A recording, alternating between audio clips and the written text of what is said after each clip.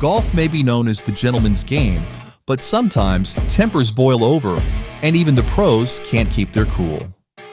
What are the most heated golf feuds ever to be caught on camera? Today, we're diving into the top 10 most heated golf feuds that were caught on camera. Get ready, because some of these moments will leave you speechless. You are not going to want to miss this. Our team went above and beyond for this one. We scoured every corner of the internet, from Yahoo Sports to Golf Digest, and even the juicy headlines from The Sun. Stay tuned until the end because we're saving the most shocking feud for last. A moment so heated, it changed the way fans look at the game forever. Starting our list with number 10, Tommy Bolt versus Eric Brown. This is one of the oldest and most heated feuds in Ryder Cup history. These two fiery personalities, nicknamed Thunder and the Fiery Scot, were a powder keg waiting to explode. The year was 1957, and the setting? The Ryder Cup singles match. Eric Brown took an early 3-up lead, but things started to get tense when he accused Tommy Bolt of playing intentionally slow to throw him off his game. Brown's solution? Pure cheek. He sent his caddy to fetch a chair so he could sit and wait for Bolt to catch up. Can you imagine the audacity? Cameras may not have caught every word exchanged, but you could feel the tension on the course. When Brown ultimately won the match, he didn't hold back. Bolt told him he hadn't enjoyed their time together, and Brown shot back with a brutal rub-in. "I don't suppose you did. Because even though you knew when the games were drawn that you never had an earthly hope of beating me." But the drama didn't end there. Bolt took a jab at the English crowd after the match, calling them about as miserable a bunch of people as you could ever have the misfortune to run into in a supposedly civilized world. Next on our list at number 9 is a feud that could have stayed behind the scenes but ended up making headlines. Tom Watson versus Gary Player. The year was 1983, and the stage was the Skins Game, a high-stakes exhibition match featuring some of golf's biggest names. After the match, Watson accused Player of cheating during a chip shot, claiming Player had improved his lie by moving some blades of grass before taking his swing. This was no casual accusation. The confrontation happened in the parking lot, away from cameras, and was meant to be private. But here's the twist. New York Times columnist Dave Anderson overheard the exchange and published the story, making their disagreement public. Player defended himself, insisting he was within the rules, while Watson stood by his claim. Though the incident was heated in the moment, the tension didn't persist, at least not in public. In fact, Watson later expressed deep regret that the private conversation became public knowledge. This feud serves as a reminder that in golf, the rules and perceptions of those rules can ignite even the calmest players. And when legends like Watson and Player collide, the fallout can be unforgettable. Coming in at number 8 is a feud that added an extra layer of tension to one of golf's most prestigious events, the 2005 Masters, Vijay Singh versus Phil Mickelson. Vijay Singh, a player known for his fiery personality and clashes with fellow golfers, accused Phil Mickelson of breaking etiquette by leaving long spike marks on the greens. The accusation, which quickly became the talk of the tournament, painted Mickelson as careless and disrespectful. Mickelson, always composed under pressure, responded with a comment so subtle it oozed passive aggression. "It's a good thing we have spike marks as an excuse to fall back on." The feud showcased two very different personalities clashing at Augusta. Singh, meticulous and outspoken, and Mickelson, calculated and sharp-witted. While the drama didn't escalate beyond that tournament, it remains a memorable moment that added heat to an already intense Masters competition. Outcome? Mickelson would go on to win the 2005 PGA Championship later that year, while Singh continued to rack up accolades, but this feud solidified Singh's reputation as a player who didn't shy away from calling out anyone, even lefty. Coming in at number 7 is a feud that spans years and highlights the fiery emotions of the Ryder Cup, Sergio Garcia versus Nick Faldo. The roots of this clash go back to the disastrous 2008 Ryder Cup at Valhalla, where Feuds' captaincy led to the worst European performance in 40 years.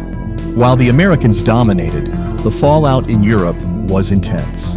Feuds' handling of the team prompted a complete overhaul of how European Ryder Cup captains were selected, prioritizing experience over reputation. But the real spark came 6 years later in 2014, when Feuds, appearing on the Golf Channel, took a jab at Garcia. Responding to a comment about Garcia's Ryder Cup record, Feuds bluntly called him useless during the 2008 competition. To make matters worse, he brought up Garcia's personal struggles at the time, attributing his performance to a breakup with Greg Norman's daughter.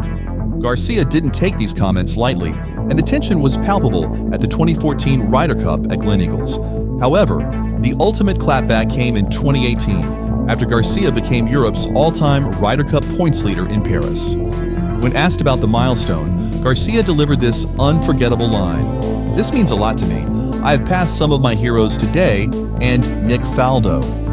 At number 6, this was one of the most heated battles in golf history, but this one didn't happen on the course. It was a legal showdown between Karsten Manufacturing Corp., the makers of Ping Ai 2 clubs, and the USGA. The controversy: the revolutionary Ping Ai 2 clubs featured square, U-shaped grooves, a sharp departure from the V-shaped grooves that were the industry standard. The USGA claimed that the spacing of these grooves violated their equipment rules and argued that the groove's ability to generate higher spin rates fundamentally changed the character and nature of the game. Things escalated quickly. The USGA refused to recognize the clubs, and the PGA Tour went a step further, banning square grooves altogether. But Karsten Manufacturing wasn't going to take this lying down. They sued both the USGA and the PGA Tour, sparking a lengthy legal battle that shook the golf world. In 1990, the USGA settled out of court, agreeing to recognize the existing Ping Ai 2S, while Karsten Manufacturing stopped producing non-conforming clubs. By 1993, the PGA Tour settled too, dropping the unenforced ban on square grooves altogether. The outcome? The Ping Ai 2 became a symbol of innovation, and this case remains one of the most significant equipment wars in golf history, a battle that highlighted the tension between tradition and technological advancement in the sport. At number 5, we have a clash between one of golf's most iconic players and the governing body that shaped the professional game, Seve Ballesteros versus the PGA Tour. In 1986, Ballesteros was just 28 years old and already one of the world's best golfers.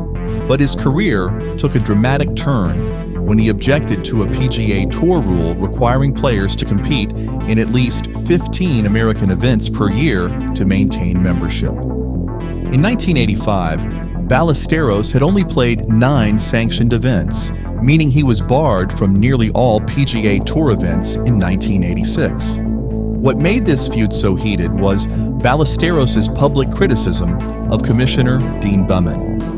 Ballesteros accused the tour of being overly rigid and unfair to international players. Beman, however, fired back, pointing out that it was Ballesteros himself who had originally supported the 15 tournament minimum. The problem: when Ballesteros tried to meet that quota in 1984, he became burned out and quickly changed his stance. The fallout was immense. Ballesteros essentially found himself expelled from the PGA Tour in 1986, and the spat became a public spectacle. By 1989, tensions were so high that many believed personal animosity between Ballesteros and Beman was preventing a resolution. But Beman held firm, arguing that the 15 tournament rule was critical for maintaining the strength and consistency of PGA Tour events. Despite Ballesteros' global popularity and legendary status, Beman came out on top, and the rule remained intact. At number 4, we have a feud that spans decades and features two polar opposites: Tiger Woods versus Sergio Garcia. From the moment Garcia burst onto the scene at the 1999 PGA Championship at Medina, sprinting up the fairway like a wide-eyed underdog, his rivalry with Woods began. Tiger, the stoic and confident legend, was always known for his quiet dominance, while Sergio, the emotional and outspoken talent, wore his heart, and often his temper, on his sleeve. The tension escalated during the Battle of the Bighorn, a made-for-TV event where Garcia defeated Woods and celebrated with a little too much relish. That only fueled Tiger's competitive fire, and over the next 15 years, he didn't miss a chance to outplay Garcia in high-stakes tournaments, cementing his dominance in their rivalry. But things turned truly bitter in 2013 at the Players' Championship. Garcia's collapse under pressure handed Woods the victory, leaving Sergio fuming. Weeks later, at the European Tour Players Awards dinner, Garcia made a shocking and racially insensitive fried chicken remark aimed squarely at Tiger. The backlash was immediate, and while Garcia apologized, it only deepened the animosity between the two players.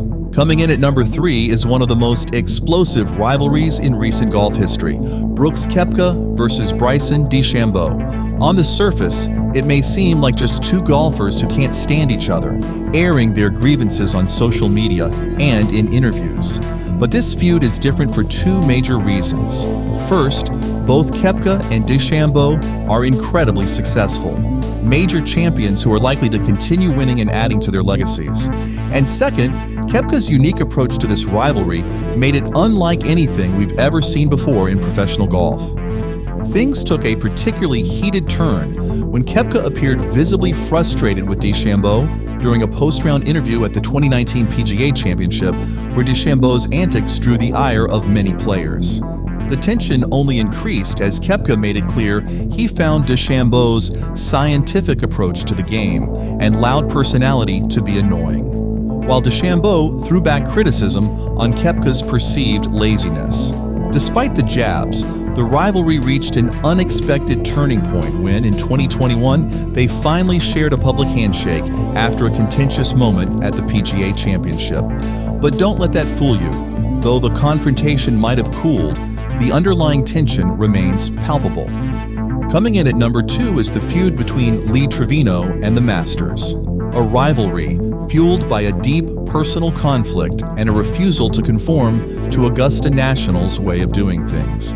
In the late 1960s and early 1970s, Trevino, one of the most charismatic and unconventional figures in golf, refused to play at the Masters for 3 years: 1970, 1971, and 1974. Initially, Trevino claimed it was because he didn't play well at Augusta, but the truth was more complicated. As Trevino later revealed, the true cause was a clash with one of Augusta's most influential figures, Cliff Roberts, the co-founder of Augusta National. The two men had a run-in during Trevino's first trip to Augusta, and it was a confrontation that left a lasting scar. As Trevino told Global Golf Post, "Cliff Roberts and I locked horns the first time I was there. I took a dislike to the man, and he took a dislike to me." But it wasn't just Roberts. Trevino also took issue with the culture of Augusta National itself, the snobbishness, the excessive rules, and the exclusive atmosphere. One infamous moment occurred when Trevino, fed up with the club's rigid traditions, opted to change in the parking lot rather than use the clubhouse. At number 1, we have a rivalry that emerged not from differences in skill, but from a clash of two fiery personalities, Paul Azinger versus Seve Ballesteros. At the 1989 Ryder Cup, the rivalry ignited during their Sunday singles match. Azinger, after being warned by his teammate Curtis Strange about Ballesteros' gamesmanship, made a bold move that would set the stage for years of tension. When Ballesteros tried to switch out a scuffed ball on the second green, Azinger refused. "Is this the way you want to play today?" Ballesteros asked, marking the moment their friendship turned into bitter competition. The tension only escalated on the 18th hole when Ballesteros disputed a drop Azinger had taken from the water. Despite the disagreements, Azinger won the match 1-up, but the grudge lingered long after the final putt. Azinger would brood over that injustice for years, and the two would go on to have one of golf's most memorable feuds, both on and off the course. However, unlike many golf feuds, this one had a resolution. Over time, the rivalry cooled, and both men would eventually come to respect each other again. But make no mistake, the 1989 Ryder Cup match forever marked their relationship as one of the most heated in the sport's history. From the intense battles between legends like Tiger Woods and Sergio Garcia to the fierce clashes of personalities like Brooks Koepka and Bryson DeChambeau, these rivalries have shaped the sport in unforgettable ways.